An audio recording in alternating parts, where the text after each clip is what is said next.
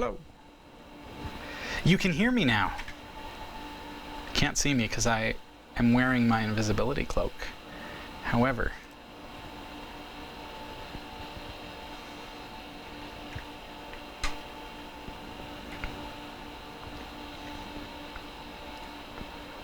welcome to our viewers also on Facebook. Hang tight, we're live in about 12 minutes. Just getting everything set up on our end.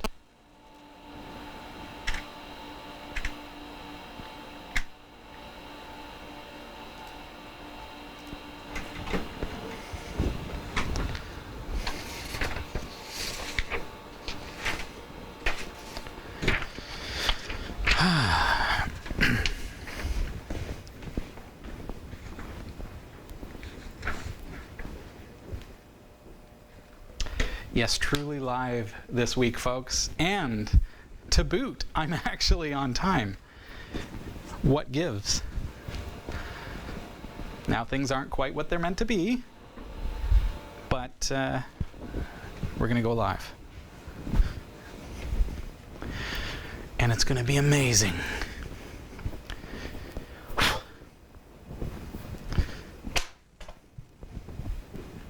These are my coasters. They look just like 1.44 meg floppies, but they're actually silicon. So they're quite nice. I like those. Miss my team though, gotta say.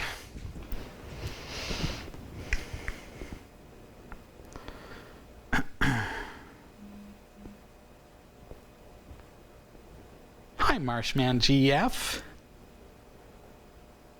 Dara, it's nice to see you. Yeah, when you say hooray, I'm like,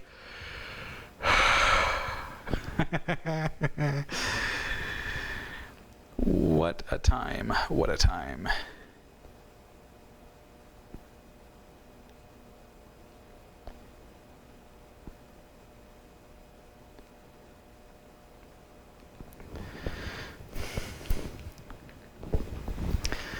I will be live on time this week. I'm not sure if I can fill an hour, but I'm going to do my best. Yeah, I can. I'm sure we're getting to that point, but it's so last minute. It's like right up until, and you'll see, and of course, Marshman GF, you may have seen the video I posted on Kickstarter, but even right up until now, I'm like digging through boxes trying to find stuff. And in fact, I've got a short little video clip that I'm going to play at the beginning of the show, which will demonstrate that. But literally just found this.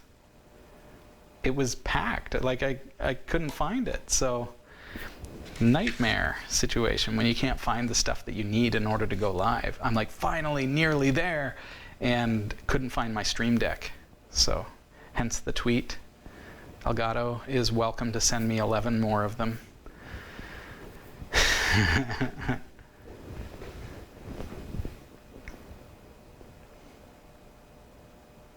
Hi, Mini Marsh. It's like the whole Marsh clan here today. Yay!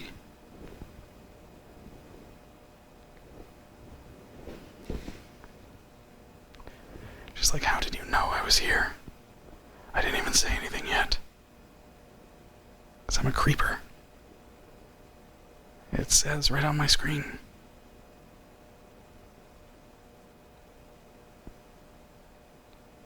Roku is stop and go. Sound is fine when you are off camera though. So the video is like, is that right on Roku? Thanks, Marshman. Who would have thought we'd be testing 10 minutes before the show? You got another way to watch? I may have to deal with that off air.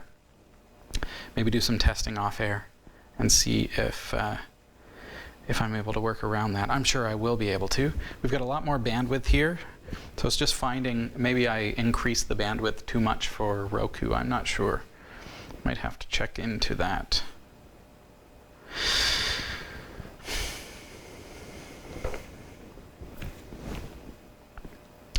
$6:53, folks. That way you know it's live. I'm even giving you calls of the time and doing white balancing and stuff. Not yet. Not yet. Because I'm not recording yet. Just broadcasting. Everything is like, I've got like a table of things around me.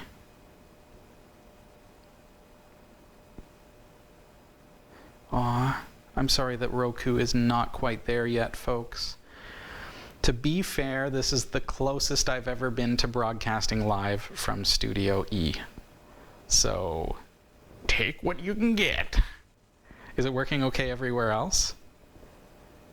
Aw, that sucks. If you switch to YouTube, is it working okay there? That's a shame. Sorry, gang. I'll do some more testing this week. I'm going to actually, you know what? I'll bring a Roku here and hook it up to the TV, because there's a TV here. I wish there was a, like, I don't have like a portable mirror that I could show you kind of the setup here. Could I post it in Discord? Do you guys want to see? This is why you need to watch live, folks, and be on the Discord. So here's me. I'll wave so that you know that this is legit. I don't know where to look, though. I never know where to look. Okay, here we go. So those of you who are on Discord, you know that that's my setup for today. You can see the boxes still beyond the studio there. My camera on the phone makes everything squished, like it makes it look so tiny. But realistically, it's quite a large space. Like that really, like it makes it look like there's a 6-foot wall. That's like a 12-foot wall, right? Just to the door. That's like 12 feet. That's funny. And we've encountered that before, how my phone really makes things look a little bit on the small side, smaller side. But that's my setup. I can go over here.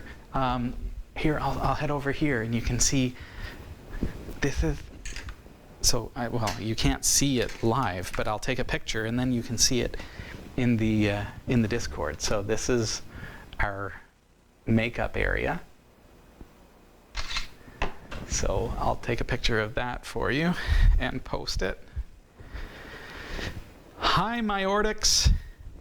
Peter, nice to see you. There it is. That's the makeup area. What else y'all want to see? There's so much space here. It's going to be wonderful. I just wish my team was here with me, that's all. But this is like, oh, there's like how things are from here. Maybe if I use this camera. I don't know if the selfie camera does a little less as far as the, like the kind of shrinking the scene. I don't mind if it shrinks me. Take away 10 pounds, that would be all right. So that's my set for today. I'm using this kind of cool thing. I'll let you see this. Whoop.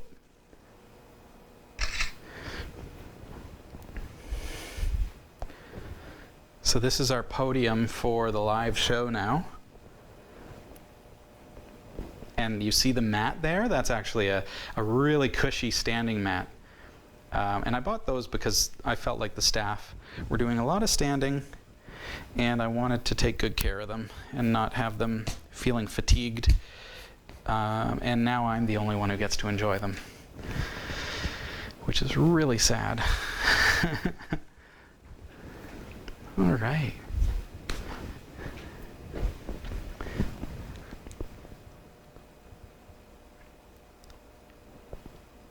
Hi, Stormy Night 3000. Nice to have you back.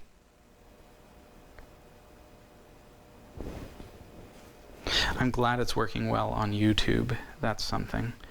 Marshman GF, thank you. I can't wait to have you and the family come and join us here at the new studio and just kind of see. Well, I mean, you saw Studio D, so you know. This is a heck of a lot nicer. I mean, we did well with that, but can I just say, and yes, I know the cabling needs doing and everything else, but Marshman GF, check out my floors. Like, they don't look like someone was slaughtered on them, which is really a nice touch for our studio. I really appreciate that about these floors. Stormy Night 3000 asking about Coffee Break. Coffee Break is going live on Monday, the 25th of May. So keep that in mind.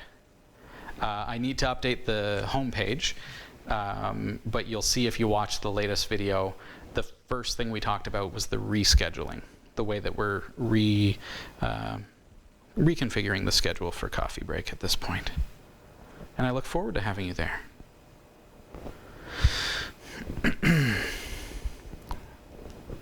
Okay, I'm going to go hit the recorder. I'm pulling fluff off myself here too. So I'm over in the producer's lounge now, which we call the bridge. And I'm going to hit the ISO recorder, which is recording 4K to an Atomos Ninja Flame. And now I've closed out of there and closed out of there. We have 3 rooms here at Studio E. And it's a nice thing. It really kind of separates things, and it's nice to be able to be in a studio and have the production stuff, all the equipment elsewhere, and the noise elsewhere. There are no moving parts in this studio. I have a Pinebook Pro, which has no fans. And I don't think there's anything generating noise other than the ballasts in the ceiling lighting, which we are doing away with. So we do have like typical kind of ceiling lights here. I'll show you. However, with the drop ceiling, I've got some mounting plates, some scissor connectors, which are going to go on there, and they're going to mount more of these LED lights. We've got 6 of these, so they're going to be up there. And then I've got to get a reflector. I'm looking at a clamshell reflector, which is going to, it basically looks a little something like this. I might as well do this now, right? And it reflects the light. So it just makes it a little bit brighter in here, a little bit nicer light. This is a white balance card. So what happens with this is that in post-production, in DaVinci Resolve, I sample that and I tell DaVinci Resolve that that card is meant to be absolute white. And so then it fixes the white balance of the entire set for the entire duration of the show. So with that one single Doppler click, it corrects all the lighting, so all the color. So because I have some LED lights around me, I've got some fluorescent tube lighting above me, just incidentally because we don't have enough light otherwise until I have those mounted. And then I've got a skylight up here as well. The skylight being natural sunlight. However, that's going to change throughout the night. I'll send you a picture of that as well if you're on Discord. You may as well see everything, right? There's my skylight. It's quite nice. I like the skylight, but you can see that? I'm getting a lot of sunlight coming down on my head. That's natural.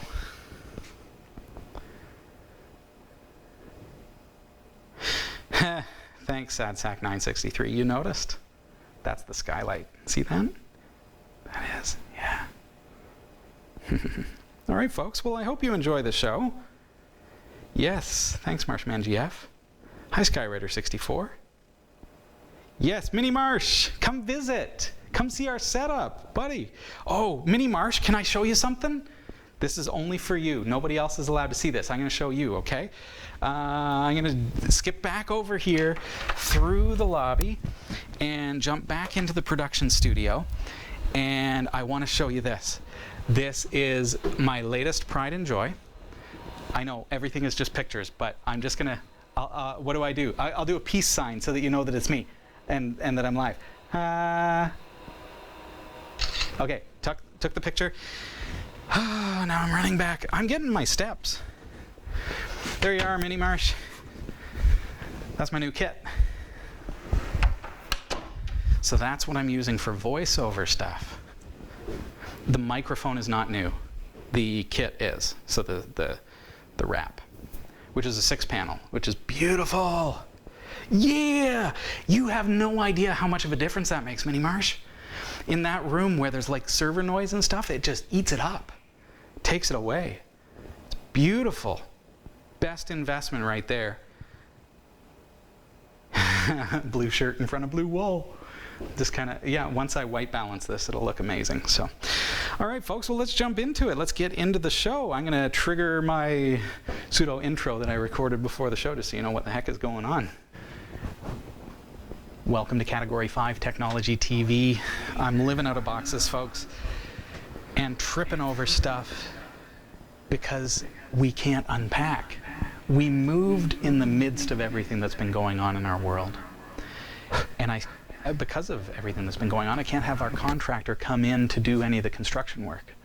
Because of that, I can't unpack, or at least I feel like I can't unpack, because if I did, I'd have to put everything back in boxes again so that it doesn't get covered in sawdust when he's finally able to come. But now I'm in a situation where finally I have some cables that have come in from online orders that have taken weeks and weeks to get here.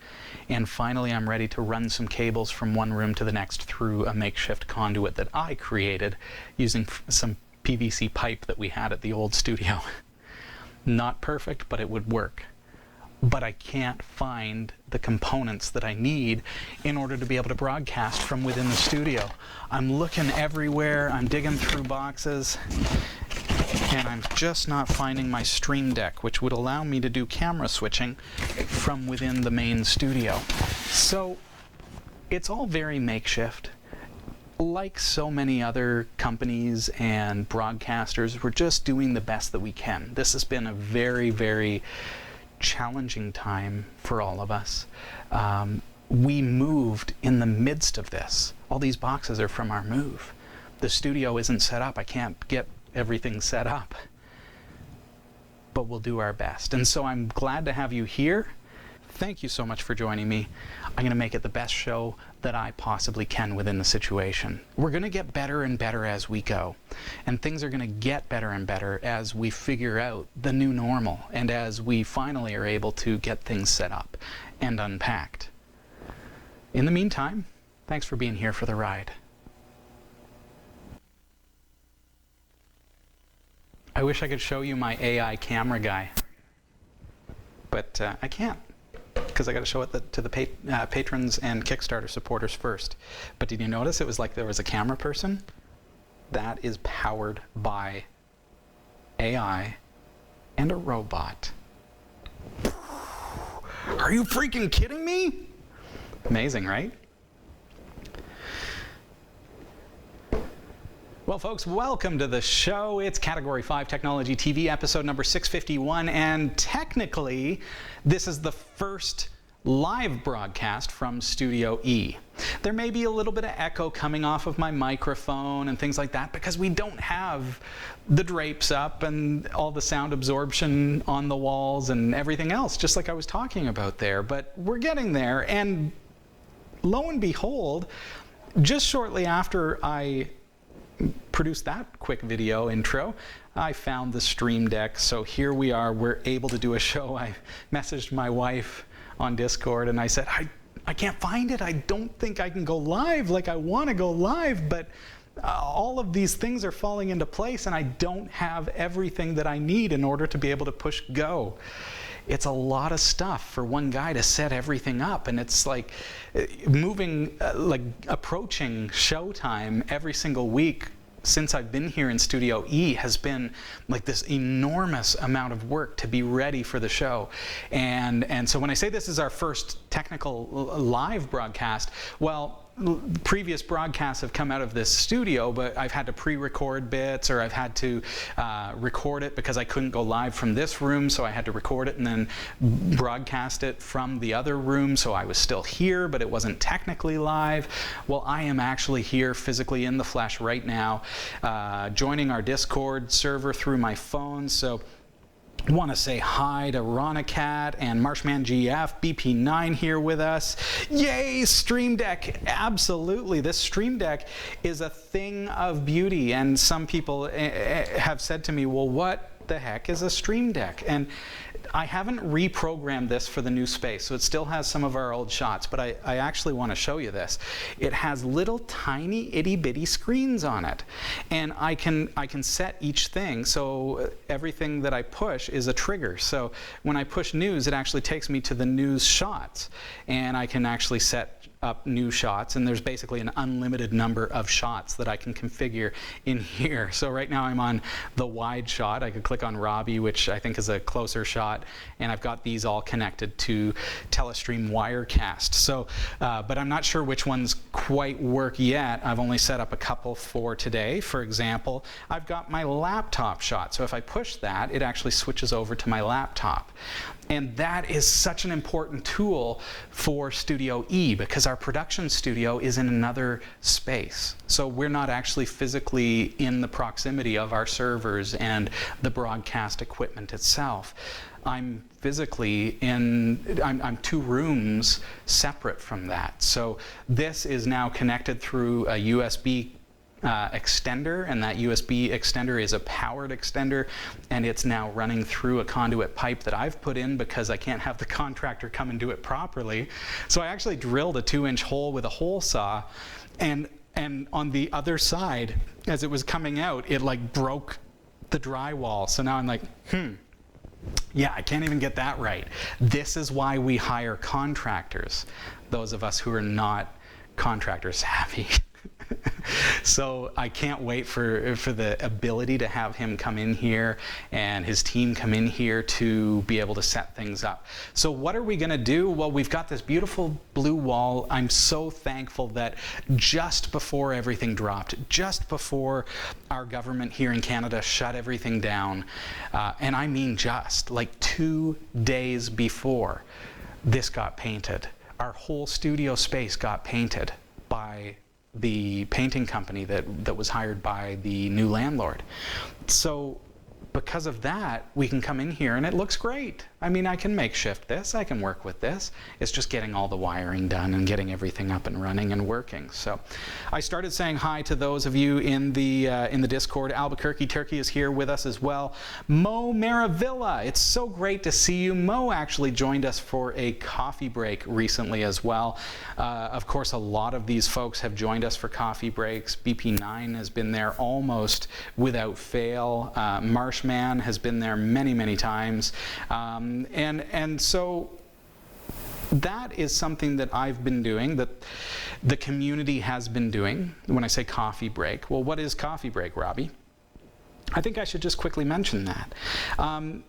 It's something that through everything that the world has been going through in this past little while, I felt it important that we all realize that we're in this together, that we're a community, that we're a family, and that we're here for one another. And so Coffee Break was established as a daily show, and we've done 59 days of Coffee Break. So every day at noon, we've been meeting on Zoom just for a small get-together of our viewers to be able to hang out and be able to chat and, you know, say what's going on in our worlds that doesn't have to do with everything that's in the news.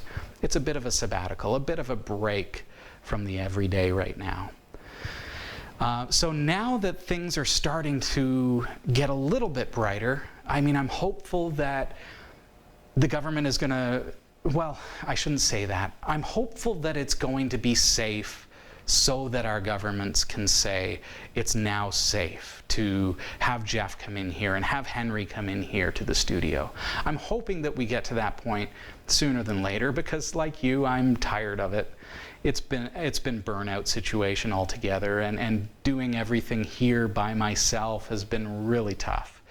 Because it's lonely. I want to be here with my team. I want to have Jeff standing next to me and Henry on the other side and Sasha remoted in and everything else. But you know, we're all working with what we're given right now. So Coffee Break is now at the point where I think it's going to be a weekly thing. It's definitely something that it's established itself as something that I want to continue here at Category 5 Technology TV. So it's unrelated to the show, but it is the same community. So that's something that is going to be happening this Monday, May 25th. If you'd care to join us, go onto our website, category5.tv, on the day of, about a half hour before noon Eastern Time. And by doing that, you'll see, if you scroll down on the homepage, you'll see the current link for the Zoom meeting, and then you'll be able to join that community discussion. And it's literally just a time to hang out and get together and have a coffee break and have a break from everything that the world is having to deal with right now. But at the same time, we're able to support one another and let each other know that we're there for each other. So that's our coffee break, and you'll find that at category5.tv. Minnie Marsh is joining us. Stormy Night 3000, great to see you again. Noman5 is also here.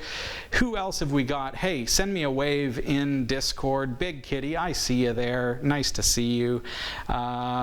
Say hello, and I will do my best to catch you. We saw Peter in there as well. I want to say hi to Peter, who is a frequenter on our coffee break as well.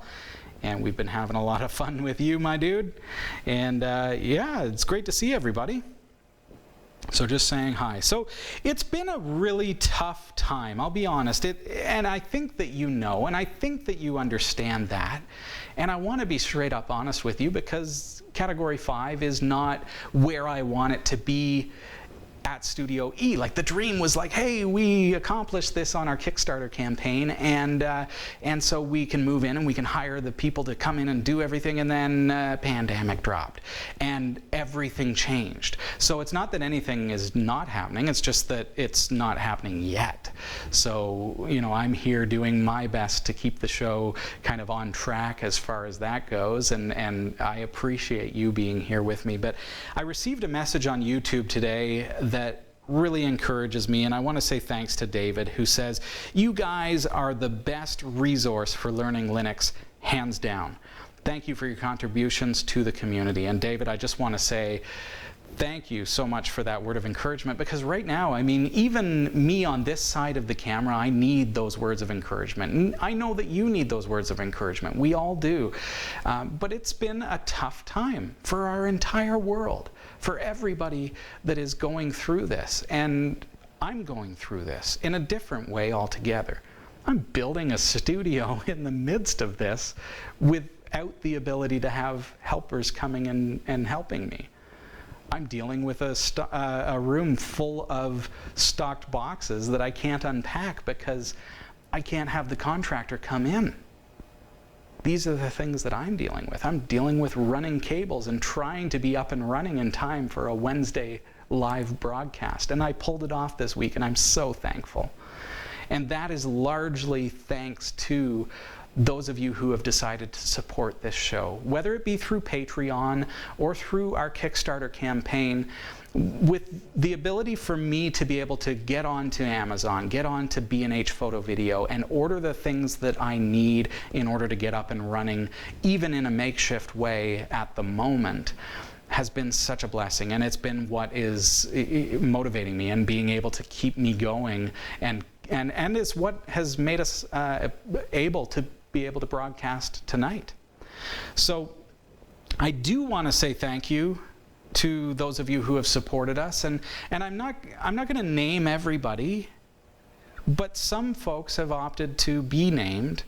So I do want to say thank you to Scott Barkley and Ron Morissette, Jerry Kowalski, Jonathan Garby, Jens Nissen, Bo Leknowski, Bill Marshall, and everybody, every single one of you who has supported Category 5 TV. If you've supported us and I'm not naming you on that list, it's just because you didn't check the box for that particular thing, and I want to acknowledge your contribution, but I also respect your rights to privacy.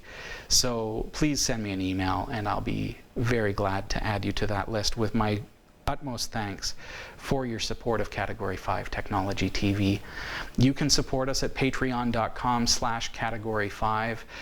Even still, now our Kickstarter campaign has ended and we're safe, but it does take still. I mean, I'm flabbergasted that I just paid the rent yesterday. Not literally, but it seems like May 1st was yesterday, doesn't it? And here we are. It's like halfway, a little more than halfway through the month of May. And I'm going to have to pay rent again. I'm going to have to pay my internet bill again. I'm going to have to pay my insurance bill again.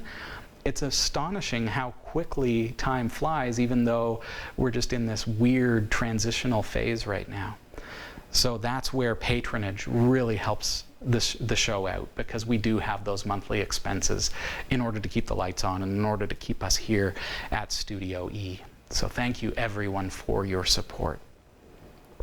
I do have to take a really quick break, and when we come back, I'm going to be getting into the MikroTik. We're doing a series right now with MikroTik routers, and this week we're going to be looking at how to configure port forwarding. It's a little more sophisticated with a MikroTik, as you can imagine, than with your typical consumer router. So stick around, I'll show you how to do it right after this. Ah, yeah. Back to Discord. Hi. Noman5, it's not a literal checkbox, but hey, send me an email, all right?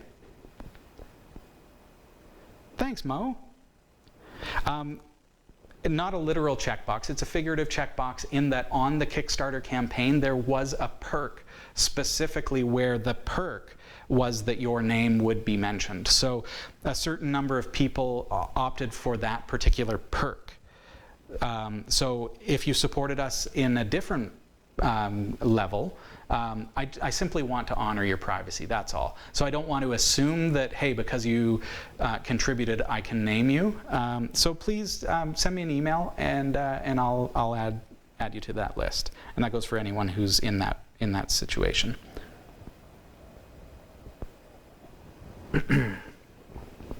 Fair enough, right? Hi, Bruce. Nice to have you here. This is not, we're not how we're meant to be in its entirety yet, but we're getting there. I'm getting there. Every week I get a little bit further along. I was saying to my wife today that I really want to take a day or maybe a weekend and come in and just like get the final kind of just unpack some of the things that are needed for the show. Like having to spend an hour trying to find a stream deck before the show tonight was a bit of a nightmare. My robot, you guys want to see it? And my kids say that's not a robot because they're thinking of an android. It's not an android, it's a robot. There it is. So it looks just like a gimbal, but it's actually powered by AI. So it has follow mode and auto zoom and everything else, and it's pretty darn sophisticated and cool. But so I put my phone on that, which is pretty sweet, and I've got a Pocophone F1, so it's 4K 60p, and so it gives me good video, and it has the AI tracking. But what's neat about that is it came on Amazon for $100. Meanwhile, something that does similar, which are like, you know, AI-powered cameras, they have the camera built in, they don't use a cell phone, are about $900. Figure out the math, you realize that that would be stupid, considering you've got a 4K 60 camera right here that I can shoot with and plug it into that for $100 and you're golden. How cool is that? Yeah, Pocophone is always updating itself, and in so much BP9 that when there was a bug in the screen, there was a touch bug, they fixed it. So there was an update that actually fixed it. So some people got discouraged and put their F1s away. Well, I got an update and it fixed it, and now the screen works perfectly. It was the multi-touch was kind of wacky, but they fixed it, pushed an update, and we were good to go.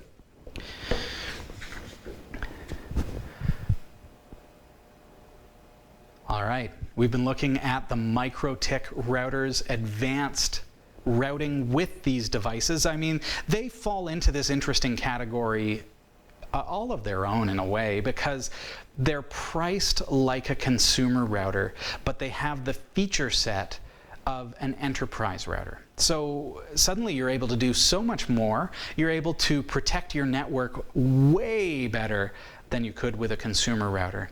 And you're able to do that for about the same price, or maybe a little bit more, but about a tenth of the price of an equivalent enterprise level router. So all that said, they're extremely cheap for what you get. And when you've used a MikroTik router for a little while, you start to realize, wow, there's like no limits to this.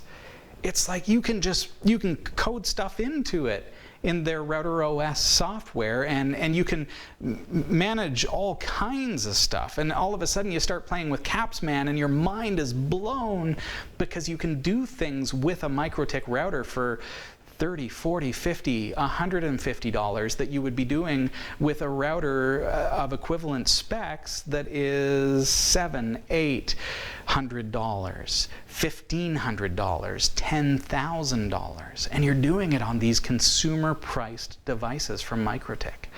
So the device that I'm looking at here at the studio is the router board RB962UIGS, and that model is what I've selected for us here at the studio. But it might not be exactly what you want for your house or your home network or your business network. However, that's what's really cool about MikroTik. I mean, one of the things is that you just pick the hardware that works for you, and the software is going to be the same from device to device to device. Whether you buy the $30 unit or the $150 unit or the $600 unit, it doesn't matter as far as the software goes. Your only limitation is in the hardware. So where my device has both 2.4 and 5 gigahertz Wi-Fi antennas and transmitters, you may buy a cheaper device that only has 2.4 or only has 5. So those features will be limited only by the hardware, but the software itself is the same. So I always start by saying that because I want you to understand, you don't have to buy the same one I bought. You find the one that works for you, and then you can follow along with this series, and amazingly, even if you have a different model altogether, you're going to be able to follow the screen. You're going to be able to follow the steps, and it's going to be exactly the same. That is amazing. So this week, I'm going to be looking at how to set up port forwarding, we're going to call it. Now MikroTik is going to call it NAT firewall rules.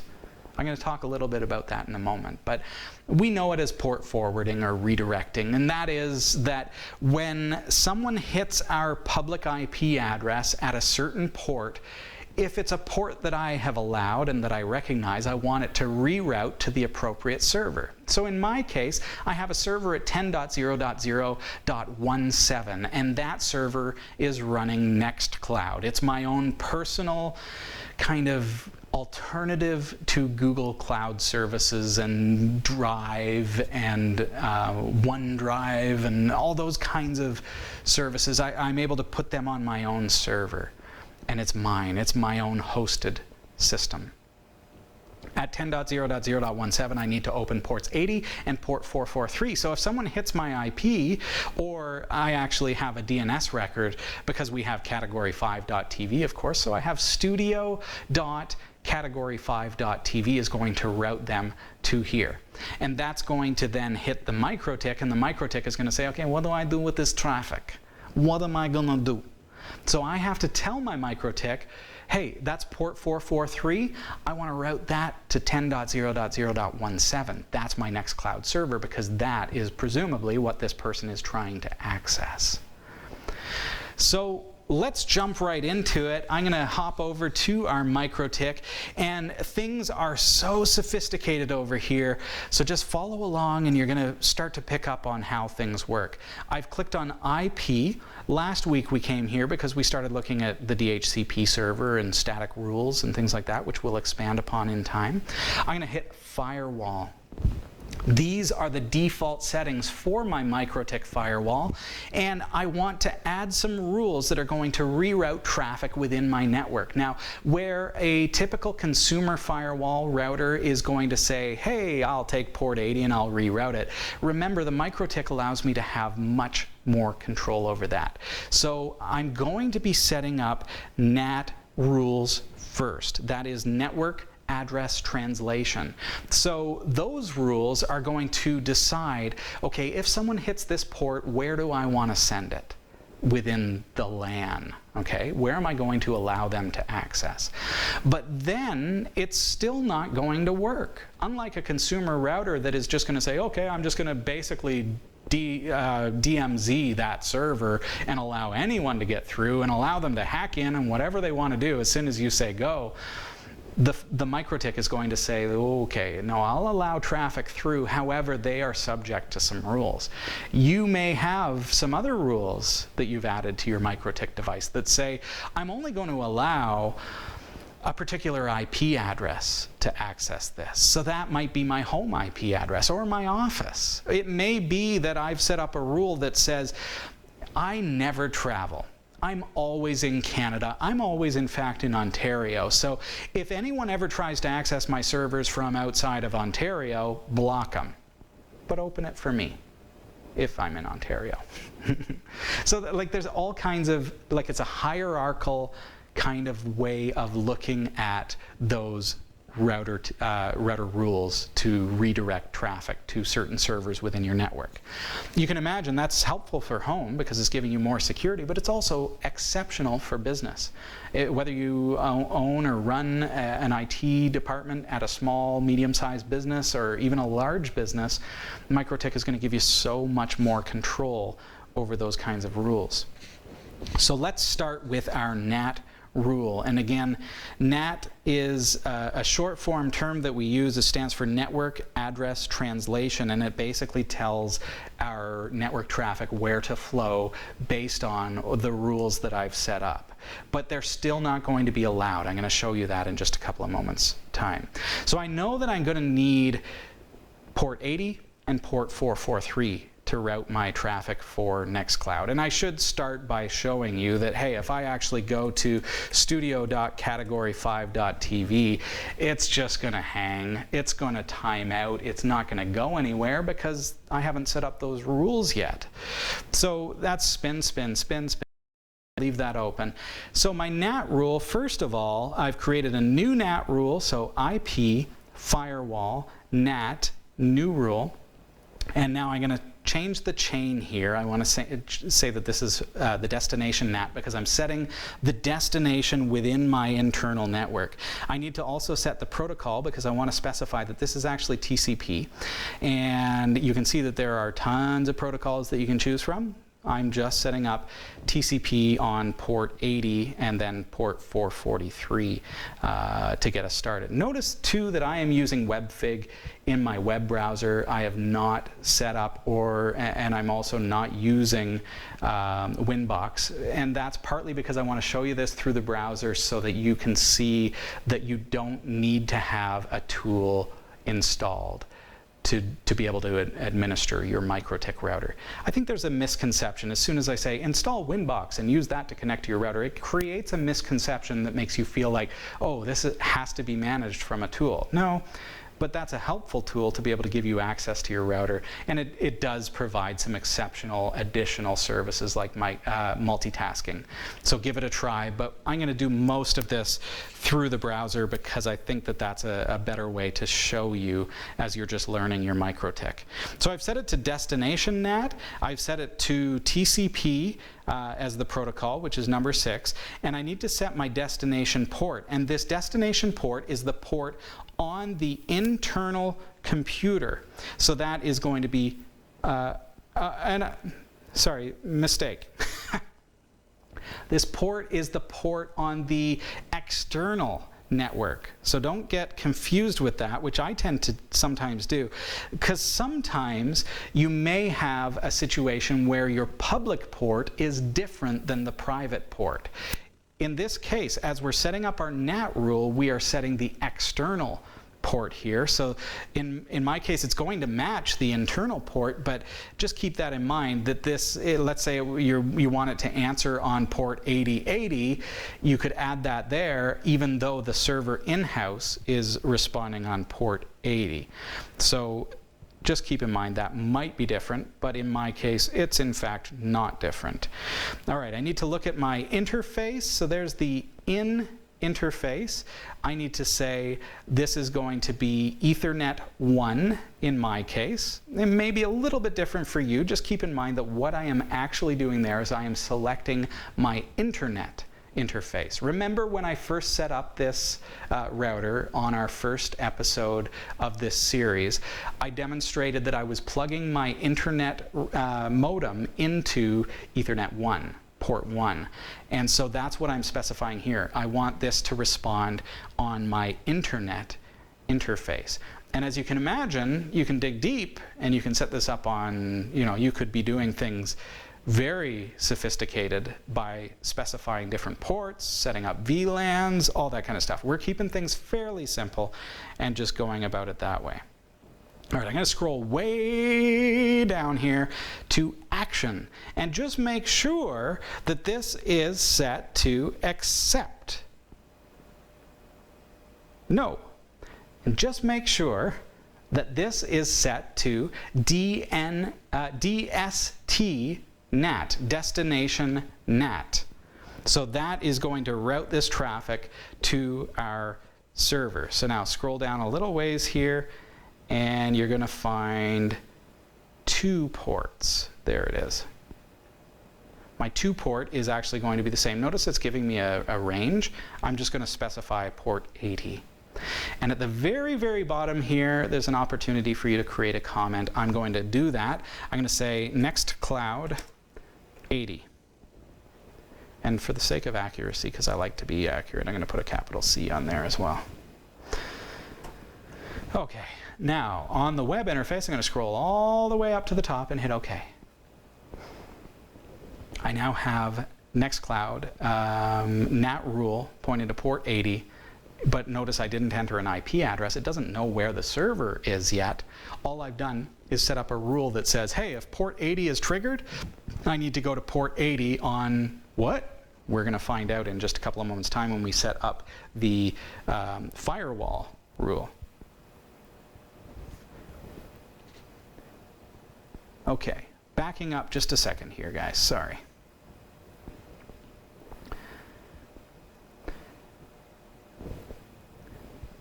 Finally, the one last thing that I need to add here is the destination IP address internally on my network. This is the server, as I mentioned, 10.0.0.17, because I need to say that this NAT rule is going to respond on port 80 and redirect to 10.0.0.17 on port 80 as well. So now I'm going to scroll all the way up and hit OK. And now we'll see that we have a new rule called Nextcloud 80, and it's responding DST NAT, and it's pointing TCP on port 80 through Ethernet 1 to, as we know from setting it up, 10.0.0.17 and port 80. I'm going to add new because I want the secure port as well. Follow those same steps. I'm going to change the chain to destination NAT. I'm going to change my protocol to TCP, and then I'm going to change my external, my in interface to Ethernet 1, destination port. I know I'm a little bit out of order. That's okay. You know what I'm doing. Destination port is 443. Let's scroll way down here and change our action to DST NAT, and our to address, same server, just different port. And then to port 443. And give it a comment here. Next cloud 443. All right, I think I've got everything there. Looks good. Let's hit OK. So now I've got port 80 and port 443 NAT rules going to 10.0.0.17 within my network from the Ethernet 1 port over TCP. It's still not going to work. So if I jump over here, I'm going to hit F5 to refresh. Oh, and it is working. Look at that. because I'm internal on the internal LAN, so I'm not actually on the Ethernet one. It's not going to work from the outside world yet, because the outside world is coming in through Ethernet 1. I'm obviously internal. I'm on port 2, as you'll remember from last week. So in order to give access to the outside world, now I need to go over to the firewall rules tab here and click on Add New. So this is where I'm actually saying, okay, if the firewall gets hit, I need to trigger that NAT rule. So let's do that. So we've added a new firewall rule, and I'm going to change the chain. Let's see, no, it's already defaulting to forward, so that's fine. Source IP address. Here we go. This is kind of cool. I'm not going to set this, but I want you to see this. This can be the IP address that you want to allow. Remember I mentioned you could set it so that only your home network is allowed to do this? You could do that. Add your home IP address. You can even create IP groups that would be set up here. That's down here, source address list. See that? So these are things that we're going to be learning in time. Right now I'm not going to do that. I'm not going to set a source address. I'm going to open this up to the world. But I want you to know that that is available to you. So moving along, destination address is in fact the internal server. So that's 10.0.0.17. Protocol, we already know that is TCP. So click that, and TCP is in fact the default. So that just kind of saves us a quick time. But you can see all the protocols that are available to us. Next step is we need to set the service port. So destination port is going to be port 80 we're going to start with. We need to do both, but I need to set up each rule separately. So there we go. In interface is going to be my Ethernet 1 port, as we already established. And so what I'm doing here is I'm actually telling the firewall that I'm going to allow this traffic from the first Ethernet port, which is my internet connection. And this is the one where action needs to be set to accept. So this is where I'm saying, yeah, you know what, I'm going to allow this. You could also set this to reject in certain cases, or various different settings. But we're going to say accept. We're going to allow this, and then create a comment just like we did before. I'm going to call this firewall rule comment next cloud 80. Scroll way up. And notice that if you leave off the NAT rule or you leave off the firewall rule, well, you're missing some of the chain. So it's not going to actually respond outside of your network. So you need to make sure that this is done. Next step is I'm going to add 443 in the firewall rules. So forward is already selected. Source address, we're not going to do this time around. Destination address, we're going to set to 10.0.0.17. Protocol is going to be TCP. In interface is going to be Ether 1. And what else am I? Oh, destination port. I need that there as well. That is going to be 443. Scroll down, make sure it's set to accept, and then set our comment is going to be next cloud 443. There we go. Everything looks like I've got everything in there. Did I miss anything, folks? You tell me. I'm going to hit OK. So now here's the final step. You notice that these two items here are drop forward rules in the firewall. Now it's important to note that MikroTik works in basically in order. So from top to bottom. So when you're looking at your firewall rules, if you're wondering why are these still not working, well, it's because before my rules that I just configured, there's already a rule that says drop everything. So basically this is saying, hey, if you've passed all this, passed all this, passed all this, now drop the connection, right? Because that's a pretty solid firewall. Well, then it never gets here. So I actually need to reorder these, and the way I'm going to do that is I want these to happen, I want my custom forwarding rules to happen right after the final input rule. So I should be able to simply drag that up to here, up, There we go. And grab the last one, my Nextcloud 443 rule. Drag that up. Up, up, up, up. And there we go. And now we're in. So now I don't have to restart the router. I don't have to do anything. This is, I'm able to see it, but our Discord server, you can confirm for me. Head on over to studio.category5.tv, and without having to reboot my router, without having to restart anything, you should now be seeing that same login prompt as well. So head on over to studio.category5.tv. I'm sorry, and BP9 is just, or pardon me, Noman5, you're just commenting that when I add the comments, you're not actually seeing them on the screen, and that's because Category 5 is 18/9, and my computer screen is 16/9. So that's something that I'll have to figure out how to fix in the future. That's my mistake. But you can see those comments have been entered. It's a comment field. It's just a text field at the bottom of your window while you're adding it. And that's what I entered, Nextcloud 80, Nextcloud 443. I apologize that I didn't catch that. But I appreciate you noting it. So Mo Maravilla says, yep, I see the login, and BP9 also says, yeah, it works for me as well. So without those rules, it would not respond whatsoever. But now that I've added those rules, now y'all are able to connect. So the next thing that I could do if I wanted to is I could set up those source address lists. And those lists can contain IP addresses of my home network, of my work network, of my friends' networks, of my staff's networks, and allow them to follow through those rules, but drop everyone else, so that those hackers that are on my Discord server can't get into my Nextcloud server, and so on and so forth. So that's essentially, those are your steps. So let's backtrack a little bit and understand that, okay, I set up 2 ports today, port 80 and port 443. Those are, port 80 is an insecure HTTP port, and port 443 is a secure SSL encrypted HTTPS port.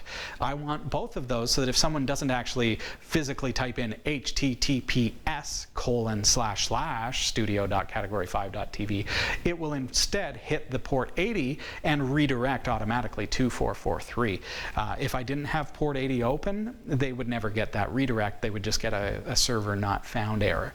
So backing up, we need to go into our MikroTik configuration. I'm using WebFig, and click on IP, click on Firewall, click on NAT tab at the top, and create a new NAT rule. That NAT rule is going to tell it, where do you want to go with this port? What do you want to do with it? But it's not actually going to open it up to the public. That's where the firewall rule comes in now. So click on Firewall Rules on that same IP firewall.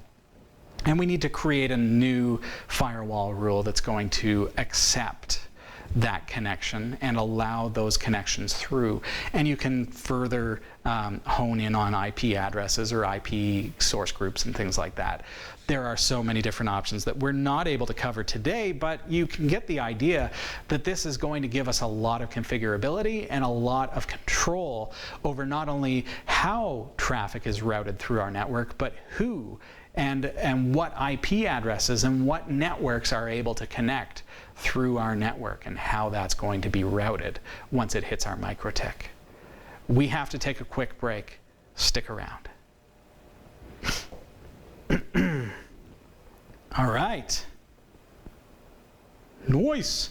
Thanks for the DDoS, everyone. Appreciate that. Oh, how come it's all skipping? How come the show is gone down to 320p? Oh, that's the DDoS. Thanks, guys. All right.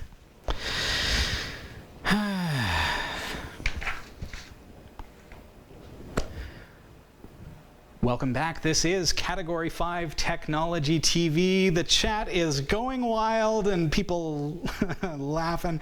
Mo Maravilla says, all right, it's time for the denial of service.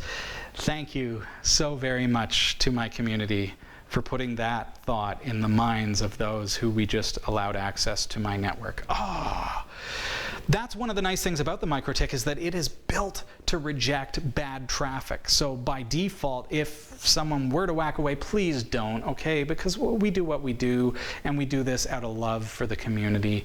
Don't torture us.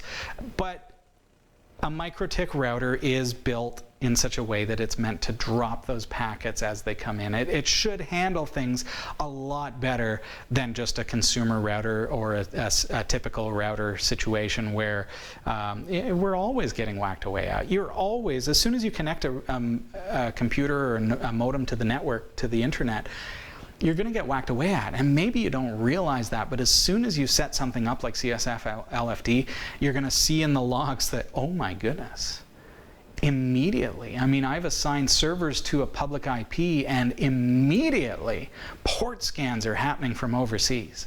And things are getting whacked away at, and SMTP authentications are being attempted. And it's just wild how quickly script bots and kitties are going at our servers. So it's important to have something in place, such as a MikroTik router. All right, it's time to head over to the newsroom, folks. Bekah's here with me. I'm going to throw it over to you. Here's what's coming up in the Category5.tv newsroom. Equifax has finally settled following their massive data breach, but as it turns out, none of the money will be going to you or me as previously promised. Facebook has bought Jiffy. Is this real life? Microsoft is now the biggest single contributor to open source. Can a computer write a hit song? We'll find out. And OnePlus is apologizing for an apparent accidental X-ray camera feature that lets users of its new phone see through clothing. Stick around, the full details are coming up.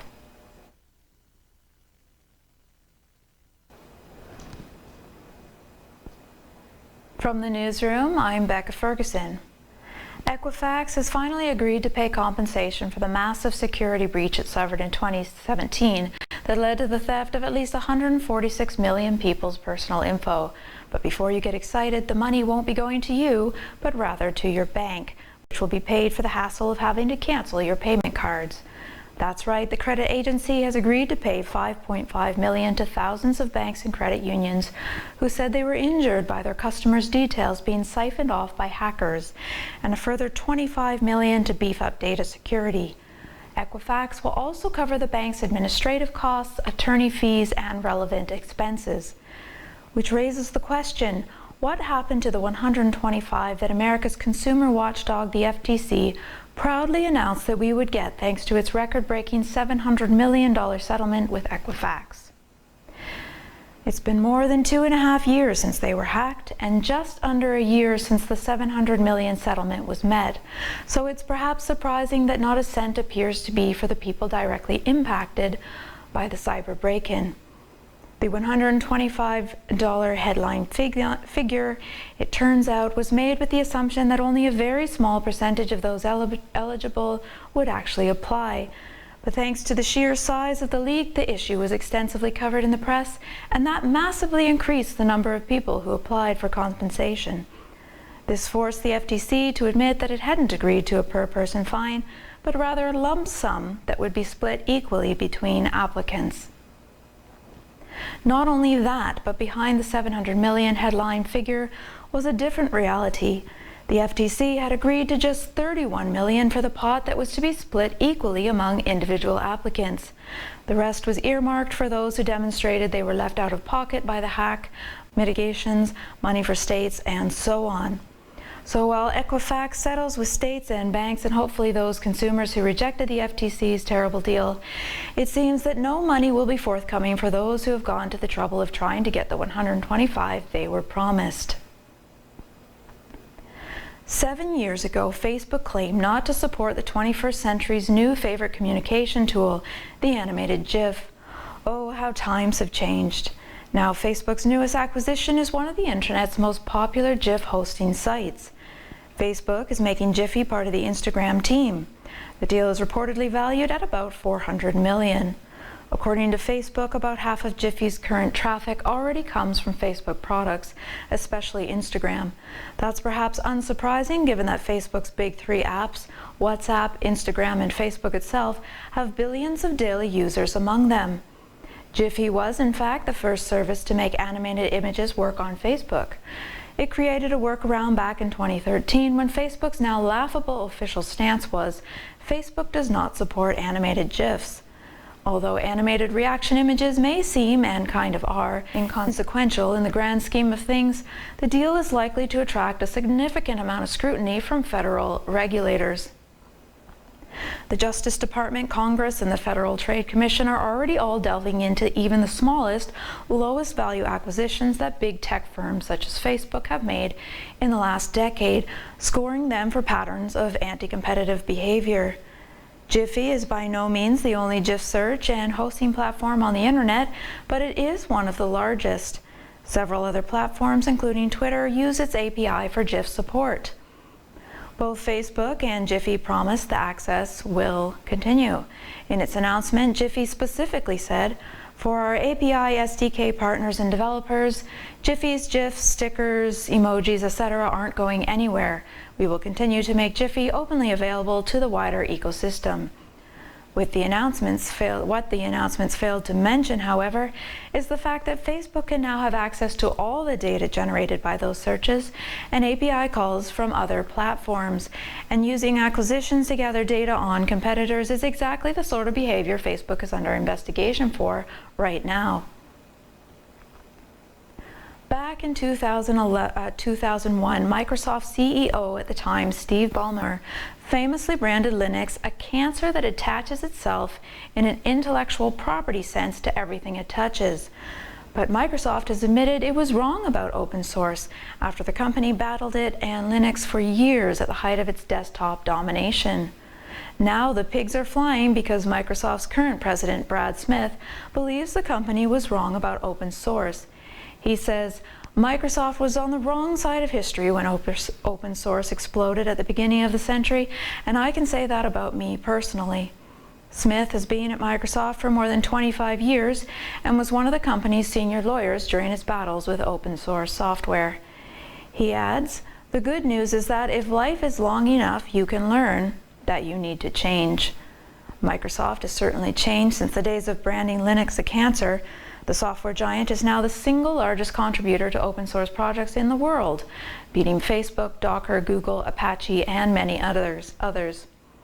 Microsoft has gradually been adopting open source in recent years, including open sourcing PowerShell, Visual Studio Code, and even Microsoft Edge's original JavaScript engine.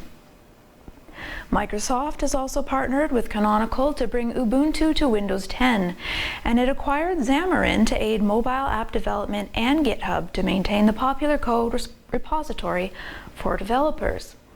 Microsoft is even shipping a full Linux kernel in a Windows 10 update that will release later this month, and it moved to the Chromium browser engine for Edge last year.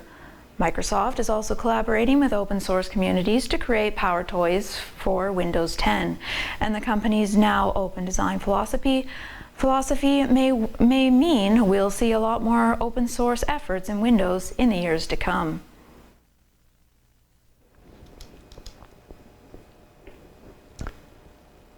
You can hear me now? Yeah, I think so. Everything's new. Every button is new. We've got to take a quick break. I've got some cryptocurrency numbers for you, and more of this week's top tech stories are coming up with Bekah Ferguson. Don't go anywhere.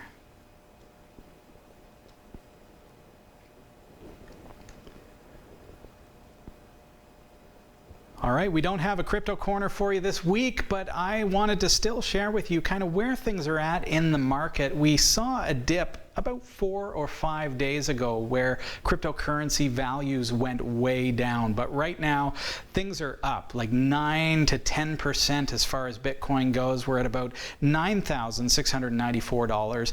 Ethereum is at $213.12. XRP is still just a micro coin at 20 cents per coin. Let's look at some of those little guys. Litecoin is not a little guy, but I should say that they're up 6.8% this week at $45.14 fiat value on each individual coin. Let's see if I can find Turtle Coin on our website, category5.tv/crypto report, because I'm curious where things are at these days. Head on over to our website, category5.tv/crypto report, and you'll be able to do the same. Just scroll down and you'll be able to see the current value of each of these coins. Scala kind of all over the place right there. And there's our Turtle Coin, holding fairly consistent. A little bit of a drop there, but right now sitting at a whole 115 micro pennies. When is it going to go to the moon, folks? When is it going to go to the moon? I'll never know. Hey, don't forget, cryptocurrency, the whole market is volatile. It's always changing, and we suggest that you only invest what you can afford to lose. It's a lot of fun, and it could go really well for you, but at the same time, it could go all sorts of awry. So keep that in mind. Now, back to Bekah in the newsroom. Thank you, Robbie. Last week, we learned that Facebook trained their own chatbot AI using posts from Reddit, but a team of musicologists have done something similar, setting their songwriting bot loose on the social platform. A team of Dutch academics who, after an experiment in songwriting using artificial intelligence algorithms, inadvertently created a new musical genre, Eurovision Technofear. The team used AI techniques to generate a hit predictor based on the melodies and rhythms of more than 200 classics from the Eurovision Song Contest, an annual celebration of pop music and kitsch. These included ABBA's Waterloo and Lorene's Euphoria, 2012, also Sweden. But to generate the lyrics for the song A Bus, which the team members hope to enter in the inaugural AI Song Contest this year, they also used a separate AI system, one based on the social media platform Reddit. It was this that resulted in a rallying cry for a revolution, with a song that crescendos as a robotic voice urges listeners to kill the government, kill the system. Like the notorious Tay chatbot developed by Microsoft in 2016 that started spewing racist and sexist sentiments after being trained on Twitter, the fault lay with the human sources of data, not the algorithms. James Spijkevert, a student who worked with the AI and ran the lyric generator, stresses, "We do not condone these lyrics." She says the team nevertheless decided to keep the anarchist sentiment to show the perils of applying AI even to the relatively risk-free environment of Europop. The use of AI in music composition is now on the cusp of the mainstream as more musicians and songwriters look for tools that inspire different types of music. The AI Song Contest, organized by Dutch broadcaster VPRO, is one of the first events to take the process of using algorithms to compose original music out of academia and avant-garde experimentation and into the commercial world. When the OnePlus 8 Pro was first announced, the photochrome mode appeared to be little more than an artistic color filter. While it produces some interesting results when photographing trees and plants, as it turns out, it allows the users to see through smoke or fog or clothing. The filter seems to work by capturing infrared light that is otherwise invisible to the naked eye. There are many professional uses for cameras that can see infrared light, such as allowing firefighters to see through smoke, but it's less common in a consumer device like a smartphone. Although the company has stressed that the photochrome filter cannot see through thick materials, it apologized for creating privacy concerns and causing troubles for OnePlus users and other netizens. The company said in a statement on its English language forum, "While we think this camera gives users the ability to get more creative with the smartphone photography, we also understand the concerns that have been raised." OnePlus will remove the accidental X-ray functionality from its OnePlus 8 Pro phone in an upcoming over-the-air update, the company said Tuesday. It's also temporarily disabling the camera filter that can see through plastic and clothing in the Chinese version of its operating system until the update is released, choosing to leave it operational in its global OS. Big thanks to Roy W. Nash and our community of viewers for submitting stories to us this week. Thanks for watching the Category 5 TV Newsroom. Don't forget to like and subscribe for all your tech news with a slight Linux bias. And if you appreciate what we do, become a patron at patreon.com/category5. From the Category5.tv newsroom, I'm Bekah Ferguson.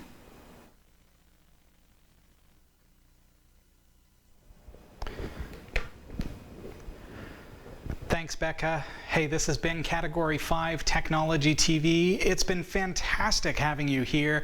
Don't forget, we are on Twitter at Category5 TV. I'm personally on Twitter at Robbie Ferguson. If you'd like to follow me, I might just follow you back. We're on Facebook. You'll find us there. Just do a quick search for Category 5 Technology TV. Our show is on Roku, so you can just find us in the channel store. We're all over the place. And of course, our website brings it all together at Category5.tv. So please check us out and become a part of this community. There's a lot of exciting things going on throughout all of the transitioning that we've been doing over this past little while. And I'm excited about what's to come here at Category 5 Technology TV, and ultra excited that you're going to be here with us. So hey, become a part of it, Category5.tv. Looking forward to chatting with you soon. And until next time, I'm Robbie Ferguson. See ya. That's it, folks. I can't believe I filled an hour. What the heck? Whoa, we did it! We were live at the right time and everything! Wicked! Yeah, we all miss Sasha. Bekah has been such a blessing, though, and what's neat about Bekah, because she's my beautiful bride, we can be in the same room. So even though, like, I can't have Jeff or Henry come to the studio right now, my wife can. I mean, we live together, right? So that's kind of cool. That's been really cool. And the fact that she's been willing to do that for us has just been a wonderful blessing. So I appreciate her so much. And none of us saw this whole thing coming, right? Like, I think we all knew that Sasha was going to eventually have to leave us. Not that she wanted to leave us. I think she really loved being a part of the show. And we love having her here. But the whole situation with COVID-19 has pushed her to have to move immediately. And that's where we're at. So I was talking to Sasha today, and unfortunately, she's having trouble getting good internet at their place where they've moved to. So I'm really, really hoping. So I had the discussion. I'm like, okay, run a speed test. Okay, that's miserable. I said to her, I said, not even thinking. I said, well, thinking, but not thinking.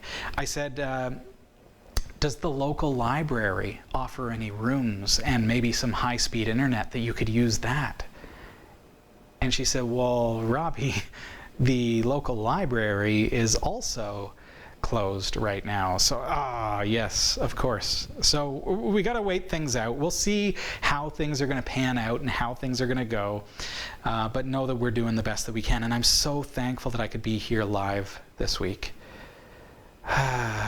Well, thanks everybody, and I will pass along your greetings to Bekah. Her tag is Bekah F in our Discord. If you want to tag her, just type at BEK and it should tag her.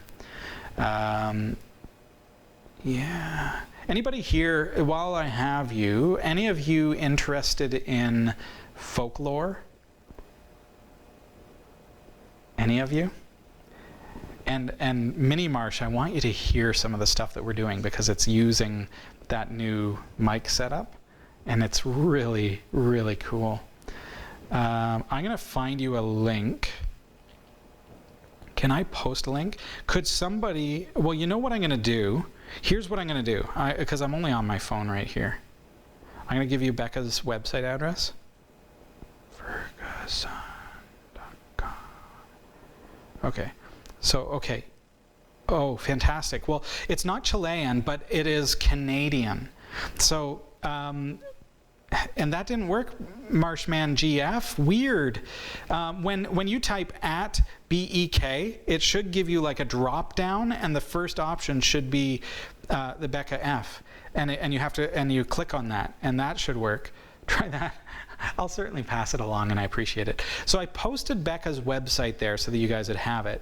Oh, perfect. You got it, Marshman GF. Thanks, BP9. Ronacat, so close, so close. Edit, quick. Bekah F's website, if you click on the YouTube link, see that big YouTube button on the left-hand side? If you push that, that will take you to our new series of Canadian folklore. So we've only done 2 episodes, but we're having so much fun with it.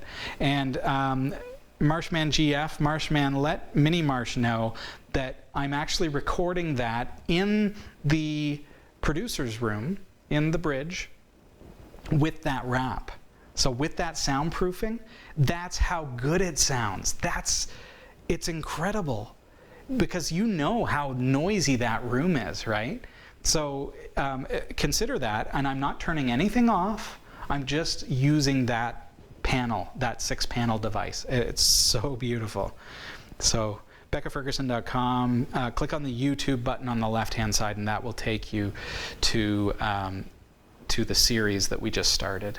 And we're going to be marketing that soon, but it's brand new. Like, we launched it this past weekend. So please, could you do me a favor? Could you all subscribe to that? I would so greatly appreciate that. And I'll tell you why, because right now, when you go there, one of the things with YouTube is that it gives you this big gibberish URL. And once you have 100 subscribers, you're allowed to create your own vanity URL. Well, I can't do that until I have 100 subscribers on there.